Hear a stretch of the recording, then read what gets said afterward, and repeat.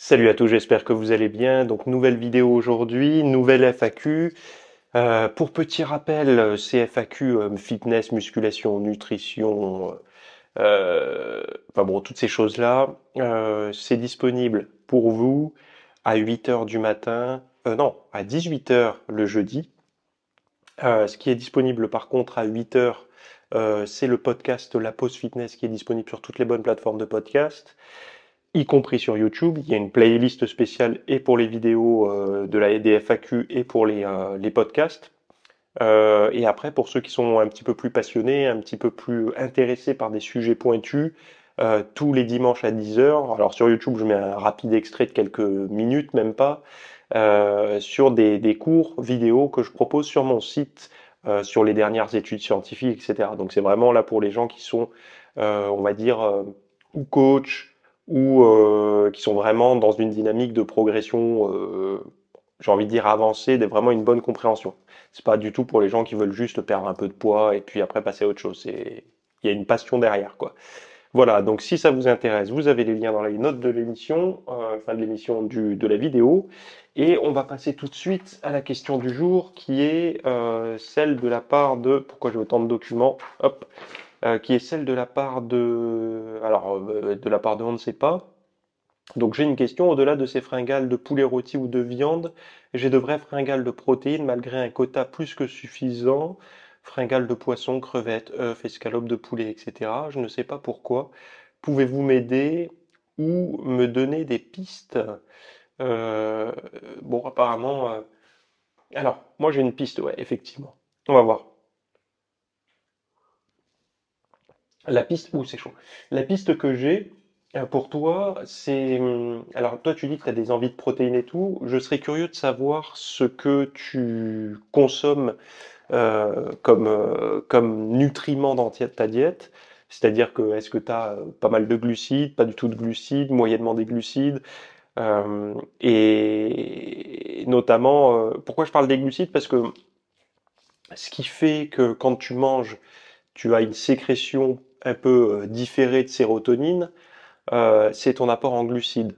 Et cet apport en glucides, s'il est nul ou alors qu'il est consommé avec des protéines et des protéines élevées, ce qui va se passer, c'est que au niveau de ta barrière cérébrale, hémato-encéphalique, ce qui fait que tu vas pouvoir avoir de la sérotonine, donc d'être rassasié, le sentiment de plénitude et tout que tu peux avoir après une collation très sucrée, c'est ça, ce côté apaisé et heureux, on va dire, tu ne vas pas l'avoir parce qu'il y a une compétition entre les acides aminés qui circulent et la sérotonine. Le tryptophane étant en infériorité numérique quand tu manges beaucoup de protéines, eh ben, il va pas passer la barrière. Donc, ce qui peut se passer, c'est que tu vas manger beaucoup, et même en mangeant beaucoup de viande, poisson, œufs et tout, une heure après, tu es de nouveau faim, tu sens, et vu que toi tu t'empêches de manger des glucides, parce que peut-être, je dis bien, je suppose, hein, peut-être que tu fais un régime et que tu veux calmer les sucres, donc du coup tu vas te dire, je vais manger des protéines, c'est le nutriment qui va le moins détériorer mon physique, donc je vais manger des protéines, sauf que tu n'es jamais rassasié. Euh, Toi, tu me dis à moi comment je l'expliquerai. Ça, c'est la première hypothèse que je pourrais avoir. La deuxième hypothèse que je pourrais avoir, ce serait que peut-être que tu ne sales pas du tout ton alimentation et que tu as une appétence pour les aliments au goût salé. Faudrait voir si tu poussais le vice un petit peu plus loin, si tu aurais envie de chips, de cacahuètes, d'apéritifs et tout ça, pour voir si tu es attiré par ces produits salés, ce qui pourrait traduire en fait que ton corps ressent le besoin de manger des aliments salés. Alors, vous savez, je suis un peu contre la nourriture à l'instinct, les approches alimentaires à l'instinct, pour les simples et bonnes raisons que les instincts, ça fonctionne que si on est dans un environnement très, comment dire, très sain, très paléo en fait, hein, j'ai envie de dire les choses comme ça. Pourquoi? Parce que si vous êtes dans un environnement type supermarché avec des fast-food et tout à disposition, moi personnellement, même si je fais du sport, que je mange sainement, on me met là-dedans, mes instincts, quand je vais avoir faim, ils vont se tourner vers des aliments de mauvaise qualité parce que je suis comme tout le monde en fait. Il y a des gens qui sont payés des milliers de dollars pour réussir à faire des formulations chimiques qui vont nous rendre complètement addicts, euh, on ne devient pas un surhomme en fait quand on fait du sport ou quand on enchaînement. On reste sensible aux mêmes choses, on développe des outils pour pas tomber dedans et pas se goinfrer, mais je vais être attiré comme n'importe qui vers ce genre d'aliments-là. Donc, et il y en a, enfin clairement, il y en a plein que j'aime pas, hein, je suis comme vous, mais et on a tous nos petites faiblesses dans ces produits-là, quoi. Moi, ça va être plutôt les produits comme le chocolat, et certains, ça va être, je sais pas moi, les chips, d'autres les burgers, les pizzas. Ah bon, bref. Donc voilà pour cette partie-là. Donc peut-être ton envie de sel, peut-être ton manque de glucides. La dernière chose, ça pourrait être enfin l'avant-dernière chose, ça pourrait être est-ce que tu as des graisses dans ta diète? Est-ce que t'es pas. Alors moi, je sais que ça, c'était quelque chose que ça pouvait me faire. Je me souviens, il y a eu une période, vous savez, quand c'était vraiment très à la mode de manger low fat, donc c'est-à-dire pauvre en graisse. La diète bodybuilding, la diète culturisme, c'était uniquement consommer de la dinde, du poisson blanc, du poulet sans la peau, du bœuf extra maigre et des blancs d'œufs. Voilà. Et moi, je suis honnête avec les gens quand je discute comme ça.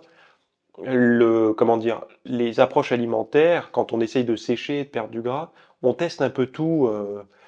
Une semaine on fait ci, après pendant 15 jours on fait autre chose, etc. pour essayer de trouver ce qui est acceptable, ce qui est tenable et ce qui fonctionne.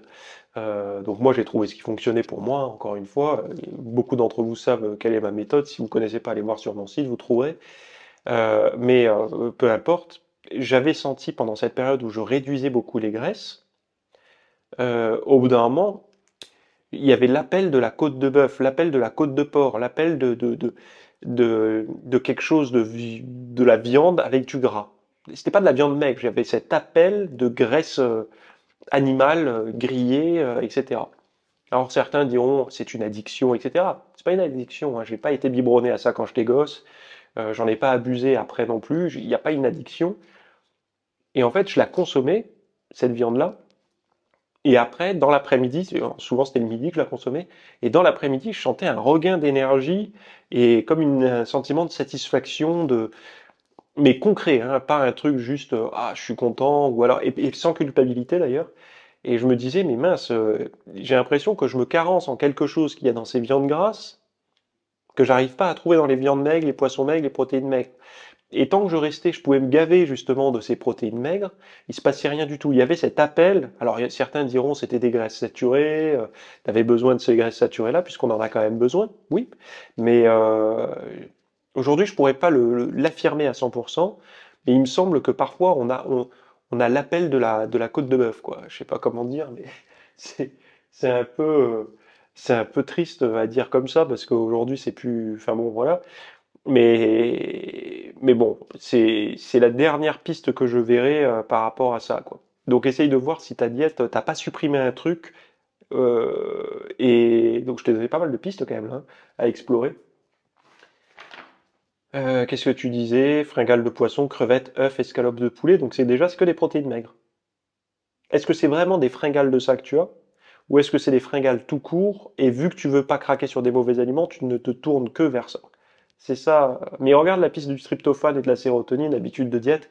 Au moment où sortira cette vidéo, logiquement, donc là, ce week-end sort celle-là. Le week-end prochain, de mémoire, sort celle sur... euh,